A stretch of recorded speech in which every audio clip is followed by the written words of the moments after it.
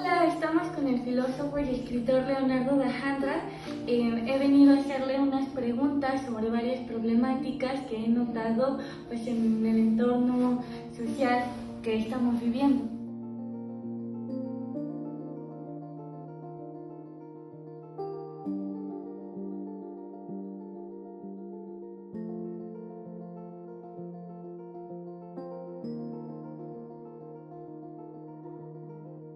Leonardo, ¿qué crees que nos hace falta para que el autogobierno moral del individuo sea una condición real para la posibilidad de una sociedad justa? En términos sintéticos, diría que ética. Ética, educación ética desde el hogar, la familia, que es la base de todo proceso civilizador, y la escuela.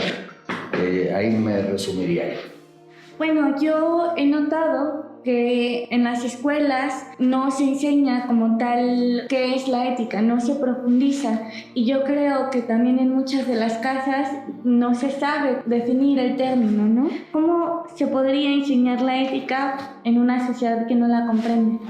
En términos cotidianos, yo diría que una acción ética es tratar a los demás como nos gustaría que nos trataran a nosotros mismos. Pero en una visión más filosófica, enmarcaría la ética en la trilogía platónica de verdad, belleza y bondad. Entonces, cuando tú tienes dudas si lo que estás haciendo es ético o no, inmediatamente vas al concepto de daño. ¿Estoy generando algún daño con esto? ¿Lo que estoy haciendo es bueno, bello y verdadero? Entonces, a partir de ahí ya tienes una base sólida para actuar. Bueno, ¿puede existir un orden político estable cuando los que componen al Estado y al pueblo no gobiernan bajo un comportamiento moral y ético? No. Yo no lo concibo desde el conocimiento histórico y desde mi propia perspectiva de experiencia personal. Yo creo que el orden es una base fundamental de toda actividad racional. Es imposible, aún los que pretenden imponer el desorden tienen una irracionalidad, nada más que es una irracionalidad perversa. Pero la manera en que funciona la mente humana es en base al ordenamiento, y el contexto del pensamiento de la racionalidad social es el conjunto de las racionalidades subjetivas. Entonces es inevitable que exista un orden, pero la pregunta diría más bien ¿qué tipo de orden? Entonces yo ahí recurro a una definición de la democracia que, además, debo enfatizarlo, mi obra no está al alcance de las mayorías. Lo supe desde que empecé en mi visión filosófico-narrativa, pero yo diría que lo que necesitamos es buscar el mayor bienestar para la mayor cantidad de gente el mayor tiempo posible. Solamente en base a esa determinación concibo yo un ordenamiento social. Mencionas el desplazamiento de lo reflexivo por lo emotivo. ¿Tú a qué crees que se deba eso? Es parte de un proceso de decadencia. En todos los momentos de decadencia histórica, lo vemos desde Grecia, Roma, el paso a España, Inglaterra, lo que más caracteriza al ser humano es su capacidad de reflexión crítica. La emoción es parte de su comportamiento animal. Entonces, cuando se enfatiza la oralidad y la genitalidad y si se sobreponen a lo mental y a lo espiritual, es inevitable que entremos en decadencia. Por eso, los que manejan la decadencia, que son generalmente personajes perversos, empresarios corruptos y políticos degradados, buscan que el emotivo prime sobre lo reflexivo, y lo vemos en todos los ámbitos, desde el cine, la literatura, el comportamiento deportivo, el culto a personajes que no ejercen la reflexión crítica, pero que tienen una impronta seductora animalística. Bueno, lo que yo he notado es que hay un rechazo a toda crítica. De repente, frente a la crítica hay un muro, no se acepta, a veces hasta se niega. ¿Cómo se subleva ese miedo? ¿Cómo se subleva ese rechazo? Yo no soy la persona indicada para hablar de eso, porque desde muy joven he tenido una inclinación patológica a la crítica mordaz. Soy un discípulo demasiado aventajado de personajes como Quevedo. Me aventuraré a señalar una diferencia entre la crítica destructiva y la crítica propositiva. Entonces ahora con la edad y la experiencia sigo sosteniendo que la crítica es fundamental para evolucionar, pero hay que enseñarles a los chicos, insisto en esta educación ética, desde muy temprana edad a la autocrítica. Si tú te das cuenta y aceptas que estás cometiendo un error, ya no te vas a poner a la defensiva respecto a los señalamientos ajenos. Pero el rechazo a la crítica ocurre en los momentos en que se confunde la libertad con el libertinaje. Y ahí es donde recurrimos otra vez al concepto de orden.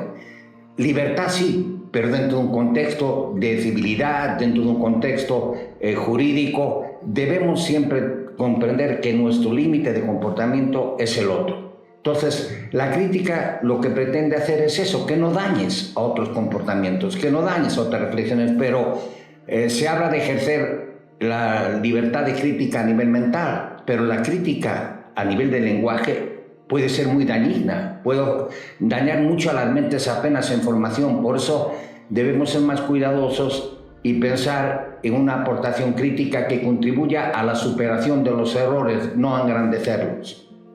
Bueno, lo mencionas, ¿no? Varios de los modelos a seguir son personajes con tendencias animalísticas, son personajes que buscan la fama, que buscan el dinero, que buscan el lucro. ¿En qué momento el dinero deja, pues, de ser un medio y se convierte en un fin? Antes el dinero era la forma de llegar a, pero ahorita se convierte en la meta, ¿no? En el acceso, tener dinero ilimitado, ¿no? Es muy importante entender que el quehacer político debe estar separado del comercial empresarial y del religioso. Cada vez que, como pasó, insisto, con los modelos clásicos, el interés comercial contamina el comportamiento cívico, entramos en una fase de degradación, de caída. Pero también es necesario enfatizar que el dinero no constituye, desde mi perspectiva, una dinámica negativa, perversa. Esa es una mala interpretación de Marx. O sea, el dinero es una bendición para muchos y es una maldición para otros.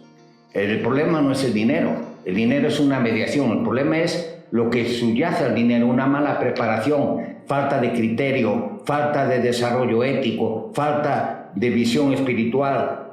Por eso yo creo que hay maneras que deben ser reconocidas de acumular riqueza. No es malo acumular riqueza. Si yo hago riqueza enriqueciendo a los demás, esa riqueza contribuye a un bienestar generalizado. Lo que es malo es ganar dinero empobreciendo a los demás, ganar dinero pervirtiendo a los demás. Entonces, lo que sucede hoy en día con esta identificación de dinero, o sea, riqueza, éxito, fama y felicidad, es un absurdo, porque no está apelando a lo sublime del ser humano, que es la relación mente-espíritu, está apelando al comportamiento de las conciencias estabuladas, como los marranos, los pollos, que lo único que buscan es satisfacer sus instintos básicos.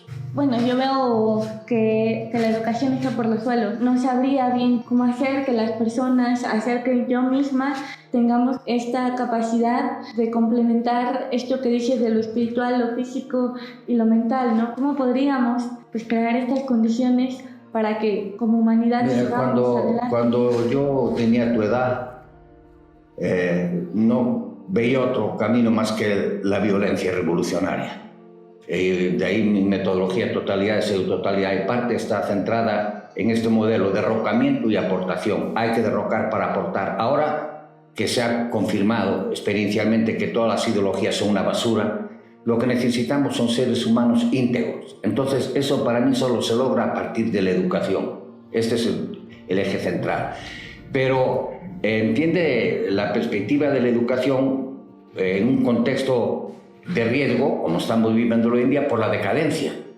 Hay que cambiar a los maestros, hay que cambiar los programas educativos, hay que cambiar las metas. En pocas palabras, yo creo que estamos en un momento crítico en que necesitamos cambiar el modelo civilizador.